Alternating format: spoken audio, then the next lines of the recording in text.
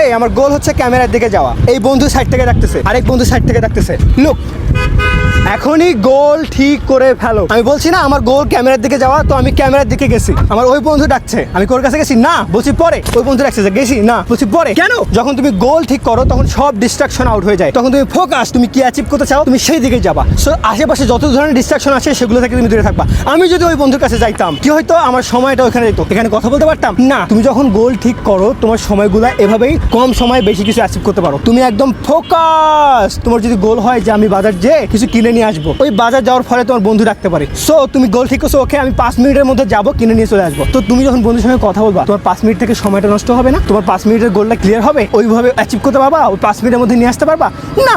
তার মানে তুমি বন্ধুর সঙ্গে পরে কথা বলবা। বুঝে গেছো? যখন তুমি গোল ঠিক করো তখন তুমি হাইলি ফোকাস, এবং যেই কাজে যাচ্ছ সেই কাজ খুব দ্রুতই অর্জন করা যায়। এসএসসি লাইফে 2 বছর সময়, তুমি হয়তো 1 বছর নষ্ট করে ফেলছো। 1 বছর সময়, এই সময় তুমি যদি গোল ঠিক করতে না পারো তাহলে তুমি একবার এদিকে যাবা, একবার এদিকে যাবা, একবার ওইদিকে যাবা। দিন শেষে কিছুই হবে না, ব্যাক টু প্যাভিলিয়ন, লুদ্ধি শূন্য।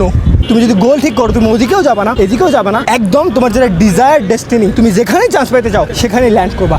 আমার কথা মার্ক করো, কারণ সময় অনেক কম। এই জায়গায় ভালো হওয়া না, এট দ্য সেম টাইম তোমাকে ভালো হইতে হবে, পাশাপাশি অন্যদের পিছনে ফেলাইতে হবে। সো অন্যরা সময় নষ্ট করবে, তুমি করবা না। তুমি যদি গোল ঠিক করো তাহলে অন্যরা গোল ঠিক করবে না। যেহেতু গোল ঠিক করবে না, অন্যদের 5 ঘন্টা লাগবে একটা জায়গায় রিস্ক করতে, তোমাদের 2 ঘন্টা। সো তুমি 2 বছরের মধ্যে যেটা অ্যাচিভ করতে পারবা, অন্যদের ওইটা অ্যাচিভ করতে 6-7 বছর লাগবে, কারণ তাদের গোল ঠিক নাই। সো গোল ঠিক করা একটা কম্পিটিটিভ অ্যাডভান্টেজ।